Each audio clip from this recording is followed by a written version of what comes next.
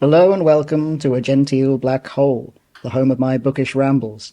My name's Ali, and my New Year's resolution is to get better at editing.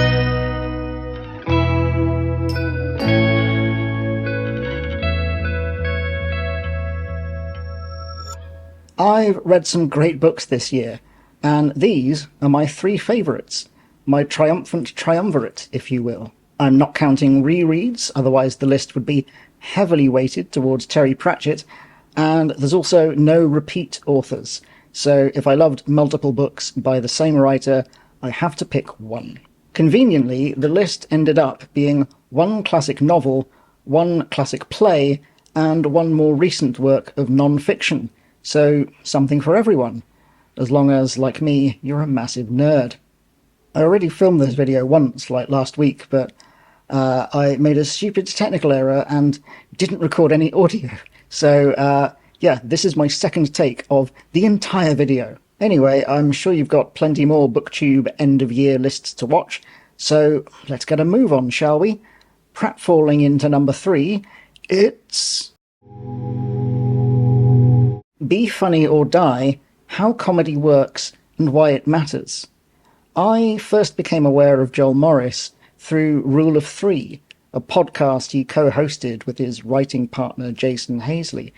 The pair of them would interview other comedians about their own favourite comedy.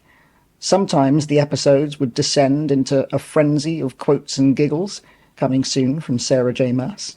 But other episodes would take a more analytical approach, dissecting the comedy frog to see what makes it croak. Be Funny or Die is basically a whole book of that. Joel Morris's theories really appeal to me. For one thing, he refutes the idea that all comedy must have a victim. In fact, he believes the purpose of comedy is group bonding. Laughing with other people makes us part of the group. Sometimes, yes, that does mean laughing at other people, but not all comedy is punching up or down. Like me, Joel Morris is also a musician, and his 3 notes of comedy really clarified how I view the art form, and storytelling in general. The 3 notes, construct, confirm, confound, basically map onto beginning, middle, and end. He explains how all aspects of comedy are played on these 3 notes, whether it's a one-liner, a slapstick gag, or a scene in a long-running sitcom. And he demonstrates that the 3rd note, confound, the unexpected punchline, is not the only source of laughs. Sitcom in particular relies heavily on the middle note, confirm. That's the note of recognition, the thing that makes us go, "Oh, that's so Frasier." The concepts in Be Funny or Die have really stuck with me and influenced the way I think about comedy. If you're a geek for comedy too, I highly recommend it. Now, on to number 2, let's get quacking. The Wild Duck was a surprise last-minute addition to my favourite books of the year. I finished reading it on Christmas Day, and let me tell you, sobbing over a book on Christmas morning is certainly an experience. The Wild Duck is a play by the influential Norwegian playwright Henrik Ibsen. It was my first time reading Ibsen, and I was shocked to find that the so-called father of modern drama is actually very good. Who could have possibly predicted? This play tells the story of 2 families, the Verlers and the Ekdals. Mr. Verler and Lieutenant Ekdal are former business partners. Their company was caught doing something illegal, but only Ekdal was punished for it. Now, nearly 2 decades on, Ekdal is out of prison. He's living in poverty, staying with his adult son Hjalmar, along with Hjalmar's wife and daughter. Meanwhile, Verler lives in comfort and luxury. But is he haunted by his guilty past?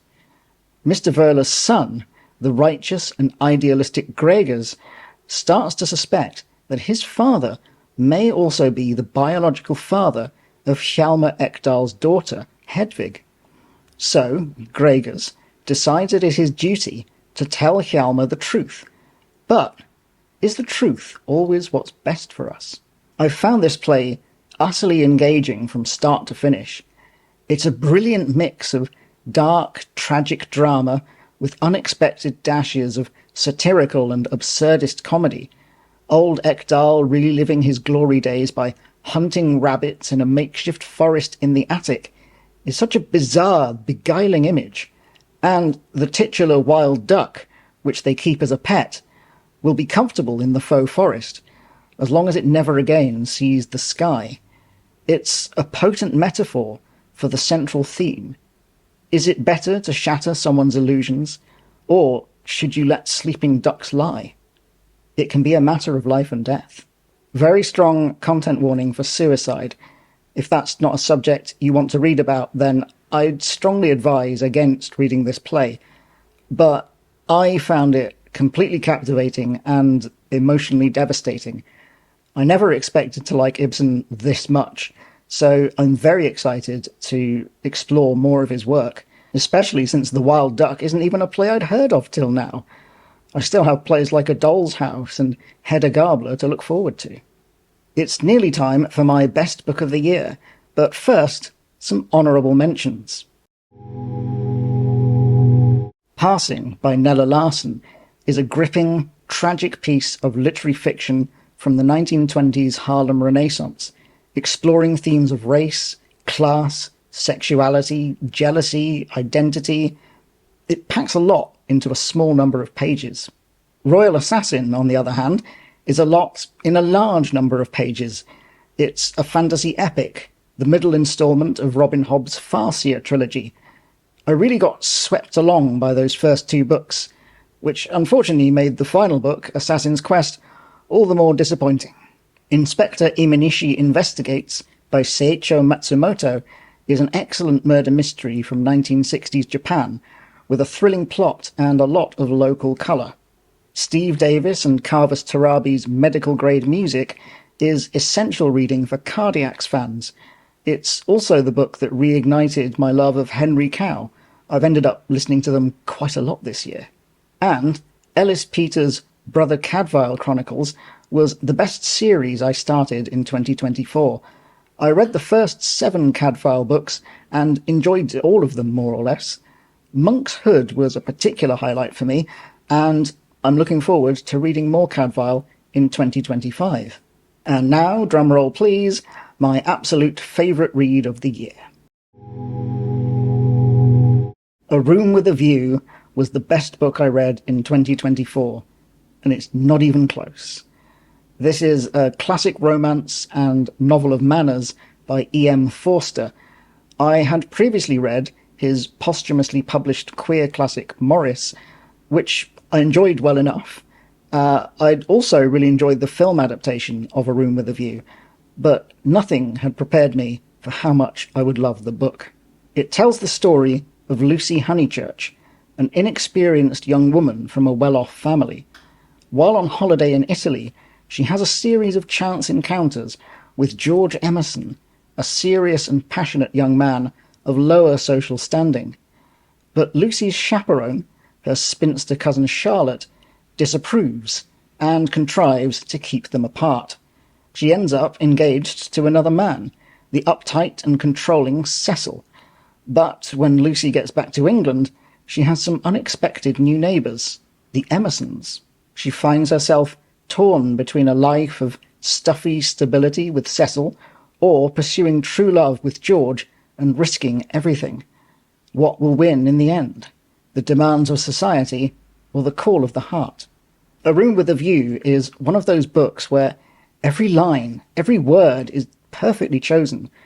More than any other book I read this year, I found myself constantly stopping to take photos of the pages to save and highlight favourite quotes. Forster sprinkles in observations both humorous and profound. He's not afraid to pause the plot to share his perspective, but his asides never outstay their welcome. It was only 200 pages long, but I lingered over those pages much more than I do with fast-paced genre fiction. I do still love a good page-turner, but this was the book that made me realise something. Right now, this is what I really want to explore. Contemplative, insightful, profound works of fiction with deeply drawn characters and something to say. Knowing that Forster was gay, in an age when that wasn't just stigmatized but actually illegal, the queer subtext of the story is clear.